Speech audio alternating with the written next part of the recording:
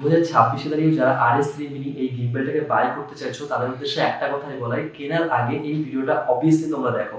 কারণ এই গিম্বেলটার একটা মেজর প্রবলেম, যেটা প্রবলেমটা সবাই ফেস করে। অলমোস্ট দোকানে এই গিম্বেলটা নিয়ে আমি যতবার সারাই করতে গেছি ততবারই দেখেছি এই সেম জিনিসটাই, এই যে রোল মোটরটা, এই মোটরটাই মেন প্রবলেম হয়। আর এটা প্রতিবার ঠিক করতে অ্যারাউন্ড 2000 টাকার কাছাকাছি আমার খরচ হয়েছে। অলমোস্ট 3বার আমি ঠিক করেছি এই গিম্বেলটাকে। আর আমার অতটা প্রবলেম হয় না, কারণ আমার কাছে আরও একটা গিম্বেল আছে যেটা RS3, যেটা বড় গিম্বেল। সেটা থাকার কারণে এটা আমি মাঝে মাঝে ইউজ করি।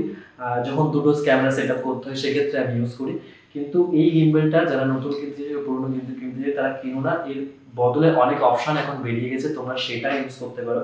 এই গিম্বেলটার মেইন প্রবলেম হলো এই মোটরটাই প্রবলেম হয়। জানি না কেন এই সিরিজের সমস্ত গিম্বেলে, মানে এই RS3 মিনি এই গিম্বেলটাই এই সেম প্রবলেমটা সবাই ফেস করে। আর যদি তুমি কোনো এরকম ভারী লেন্স ইউজ করো, যদি ভাবো যে এই গিম্বেলটা কিনবে, তাহলে একদম কেন না। কারণ ভারী লেন্সে কিন্তু খুব প্রবলেম তোমরা ফেস করবে, গিম্বেলের ব্যালেন্সে একটু প্রবলেম হবে, বা এই ইস্যুটা তো হবেই, তুমি ফেস করবে।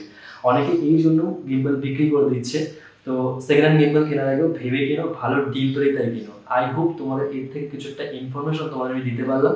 তো এইরকম ইনফরমেশন পেতে হলে আমার পেজকে ফলো করে রেখো, আর ফেসবুক থেকে হলে পেজকে ফলো করো, আর ইউটিউব থেকে হলে চ্যানেলকে সাবস্ক্রাইব করে রেখো। আই হোপ তোমরা এই ভিডিও থেকে একটু ইনফরমেশন পেলে। এই গিম্বেলটা কেনার আগে অবশ্যই এই ভিডিওটা দেখো, আর এইগুলো প্রিপারেশন নিয়ে যদি কেনো তাহলে কিনতে পারো।